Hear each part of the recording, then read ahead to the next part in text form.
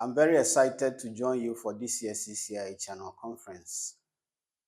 In the next few minutes, I'll be sharing with you Chuck's experience in leading quality improvement in Ghana that has led to the adoption by the Ministry of Health for all facilities in Ghana. Now, literature is extensive on quality of care. WHO estimates indicate that about 3 million people die annually around the world from unsafe care. And indeed, people have wondered if 1 in 10 patients are harmed in the process of seeking care, then why the need to seek care? So, why and how did we start our quality improvement? We noted that government had on its agenda to promote medical tourism. We are surrounded by countries that have conflicts and instabilities and disruptions in their health system. Secondly, the Ministry of Health had developed a strategic plan 2017 to 2021. The review was done about 2 years ago and it showed that there wasn't much progress on quality. And importantly, the leadership of CHAG had personal experiences on unsafe care. Unfortunately, I lost my twins because of unsafe care. And our executive director, Dr. Peter Eboa, also had similar experiences. Now, these were reasons to invest in quality of care, not just for ourselves, but also for our country. So in 2019, together with pharmacists, we launched this innovative program on safe care quality improvement. And our objectives were to measure, rate, and benchmark quality of care in all CHAC facilities and build capacity of our people to lead quality improvement program. Now, because we are a faith community, let me emphasize that one of the biggest threats for faith communities around the world is actually when government build institutions and they don't need us anymore. So the reason why government will continue to use us is when our services are of quality and patients will have no choice than to use our system. So this also became an issue of sustainability for our faith system in Ghana. So what did we do?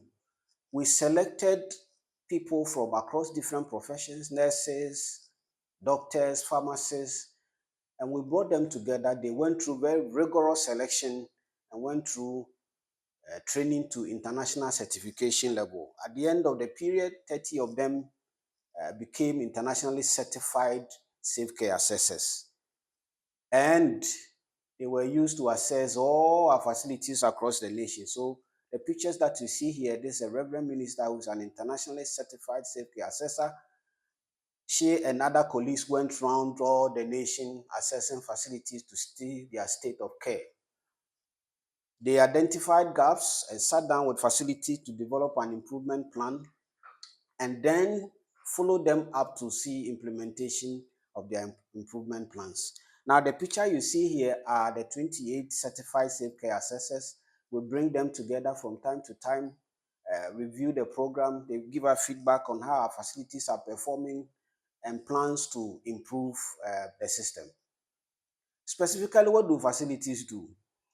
We have 170 indicators cut across leadership and governance, human resources, service delivery, safety.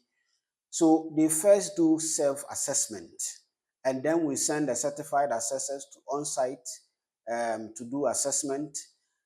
They identify gaps, sit with the facilities, and then do planning and implement what the plans are. We provide them with digital support systems that give them real-time access to progress and what they are doing on quality. Again, they get feedback and what to do specifically to improve their health services. At the end of assessment, every facility gets this plaque that says that this facility is on quality improvement journey with safe care, and their levels of rating is indicated at the facility. Now, safe care is accredited by Joint Commission International, COSASA in South Africa, and ESQA, which is the highest accrediting institution in the world. There are 5 levels, so level 1 to level 5. Level 5 means that the facility has systems and structures and processes to be able to self-detect errors when they occur and correct itself. We have chalked very significant successes since we started our program. All child facilities have been objectively measured, rated, and ranked. The good news is that when we did our second assessment, 91% of all our facilities had improved on their health services, and about 68% of them have improved and moved on from one safe care level to the other. Even more important is the fact that 39 facilities have progressed from various levels to level 4. When we started, there were only 4 facilities at safe care level 4. So the picture you see here actually shows the various levels. So we started with a lot of facilities at level 1. When we did the reassessment, most of them had moved from level 1 to the various next levels. And as I mentioned, we have now 39 facilities at level 4, which is really good for us. For the first time in our 57-year history, we have had 5 facilities upgraded to secondary levels by National Health Insurance Authority and Health Facilities Regulatory Authority in Ghana. Health Facilities Regulatory Authority, the accrediting institution in Ghana. They've upgraded this institution to secondary level, which means that they receive higher tariff. This has never happened in our history. We've seen also increased capacity of facilities to do research, and we have quite a number of facilities having many doctors now compared to previously. Some of them have as many as 50 doctors, which is really good for us.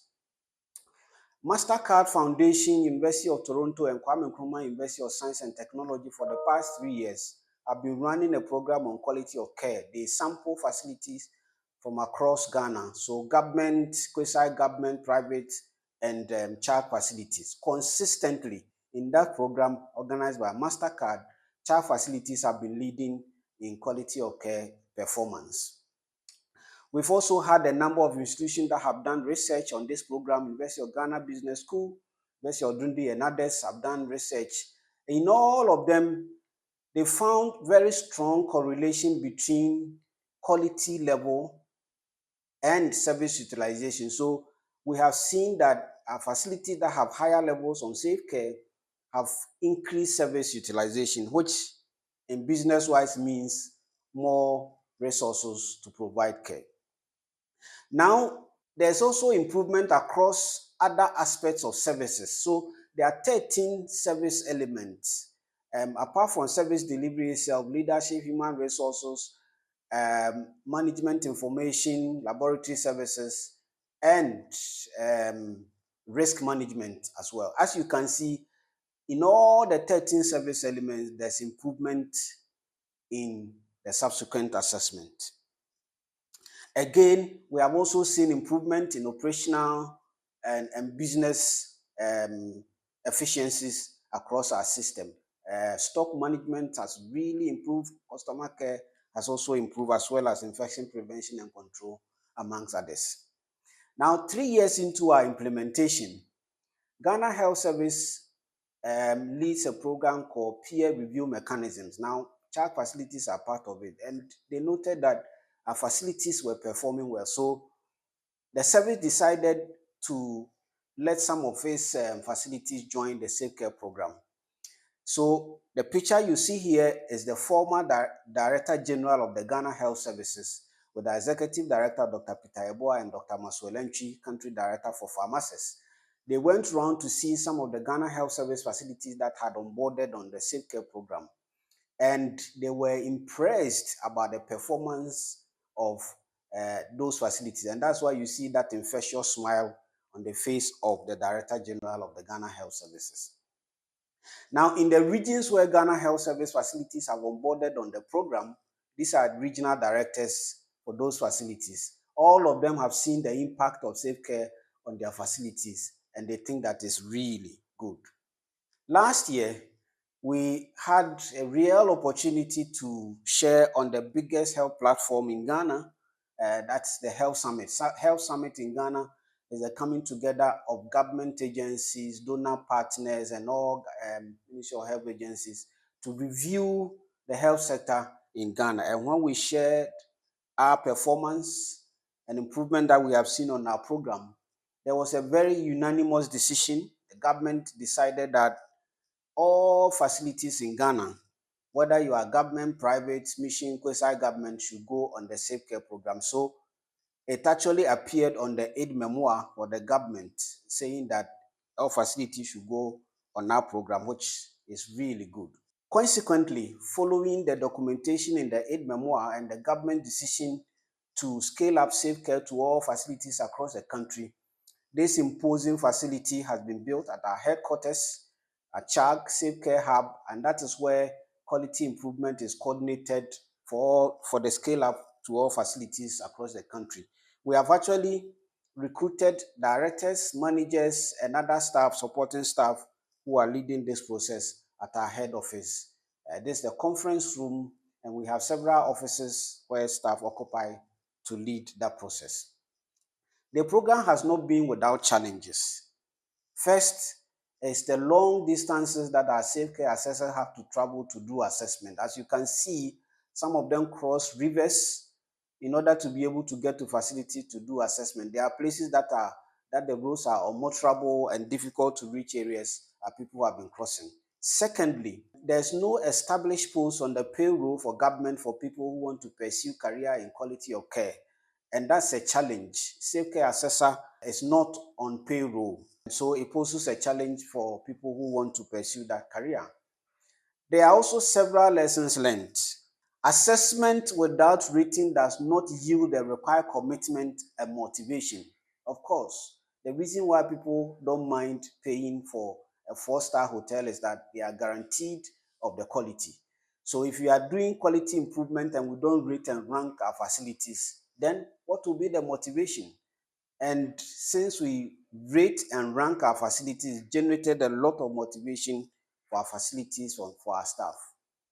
The second is on leadership, and presence is a leader's act.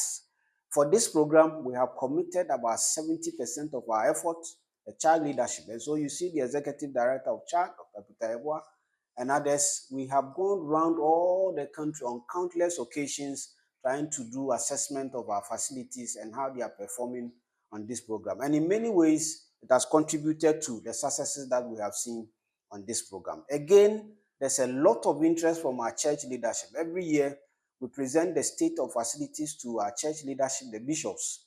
And no bishop wants to see his facility at level 1. All of them want to see progress. So they are highly interested. Of course, the safe care programs transcends beyond clinical impact. We've seen significant improvement in operational efficiencies at the facility level, especially on regulatory compliance. Since we started this program, we haven't had any issue with HEFRA or NHIS, and that is good. It's also good to think sustainability right from the beginning. The reason why we actually trained our own people to international certification level is because of sustainability. Can you imagine the cost if we invite, say, Joint Commission to come and do assessment of our facilities? But now our people are trained to do that, and that borders on sustainability. Partnership is also very key. We couldn't have done this without the support of pharmacists. And it goes, I think all of us are aware of the role of partnerships. To end, I want to leave you with these reflections. Why should you pursue quality? And what is the best way to motivate our facilities to improve? The answer is obvious, and it's aptly captured by one of our facility managers who said, healthcare quality with improvement without measure is like giving poison to patients to go and drink and die, unquote. Thank you very much.